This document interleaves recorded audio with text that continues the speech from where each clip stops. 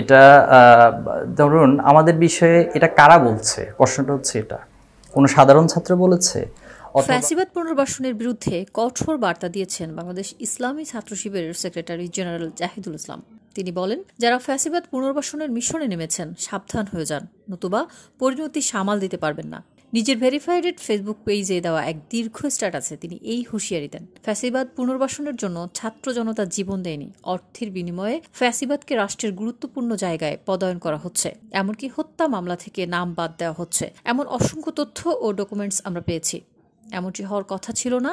যারা এই প্রজন্মের পালস বুঝতে পারছে না তারা বোকামি করছেন। যারা ফ্যাসিবাদ পুনর্বাসন মিশনে নেমেছেন সাবধান হয়ে যান, রিয়েলি সাবধান হয়ে যান, নতুবা পরিণতি সামাল দিতে পারবেন না। একাকী নীরবে আন্দোলনের দিনগুলো মনে হলে এখন রক্তকণিকা হিম হয়ে আসে, স্তব্ধ হয়ে যায়। আমাদের ভাইদের রঞ্জিত ক্ষতবিক্ষত চেহারা, একটু পরপরই সারা দেশ থেকে আহত কিংবা শাহাদাতের সংবাদ। কি এক বিভীষিকাময় ছিল সেই দিন রাত্রির ক্ষণগুলো। কি করব আমরা, কি করা উচিত? সামনে অগ্রসর হব না পিছিয়ে যাব?